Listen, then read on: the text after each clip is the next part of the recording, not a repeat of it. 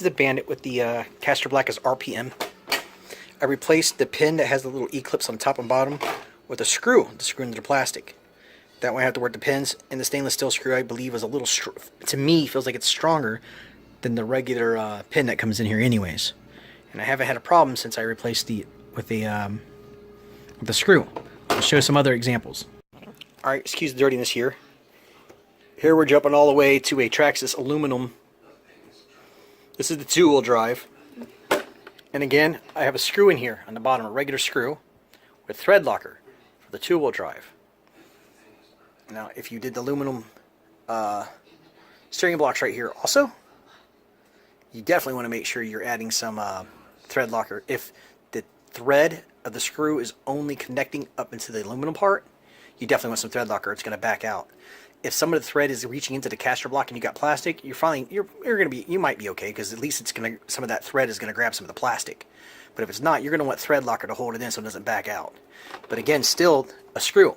It's better than those pins with the Eclips. I don't know about you guys, but I hate messing with those Eclips.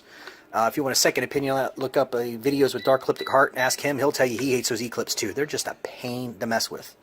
Place them a screw with some thread locker, makes it easier to back it out, pull it in, and it seems like they bend less. If you got a plastic Castor block here though, what happens, the Castor block will bend and flex if it's plastic. That's the point of plastic. However, that pin is metal. It's not meant to bend in plastic. So that's why a lot of people with the plastic Castor blocks keep breaking those pins. So the Castor block's one of the first things I always try to upgrade right there to aluminum. Now, I don't mess with these too much going aluminum unless it's going to be a speed runner. But if it's a basher, I try to leave these RPM plastic. But that's just me. But my 2-wheel drive slash, that was all aluminum right here. That whole the hub carrier and this. So I had to use hub carrier. But I believe for that one I had screws on top and bottom. Now I'm going to go show you my 4-wheel drive slash. It's a little bit different. And here's what I call the slash of steel. My 4-wheel drive slash. All aluminum here, right? RPM starts with the A-arm. Because I kept breaking A-arms with the stock ones. They just weren't lasting. Since I went to RPM, I'm not having a problem.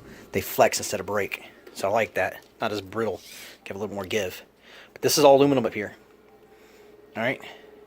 But see, that's a shoulder screw. The same kind of shoulder screw that would go in the shock is the same shoulder screw that goes on the bottom with thread locker, because the threads are all gripping into aluminum. They will back out over time if you don't put thread locker on them. On the bottom, another shoulder screw right there. Same thing that goes in shock with thread locker, because the hole in here in this Castor block right here is a little bit bigger than the hole it screws in there at the bottom. So that's one with the shoulder screw to fill that gap in there. And it works beautifully. So that's what I was talking about as far as shoulder screw on the top and on the bottom. No pin, no Eclips. But instead of like the 2-wheel drives, putting the one pin in through it from the bottom up, there's actually 2 screws, one on top, one on the bottom on the 4-wheel drive slash. That is the difference.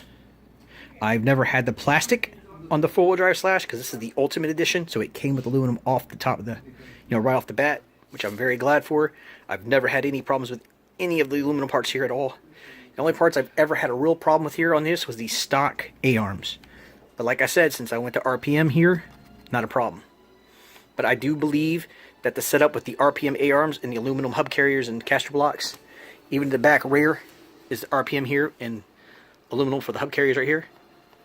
That feels like the better deal. The same thing I did on my 2-wheel drive slash, and never had a problem with it until I sold it like that.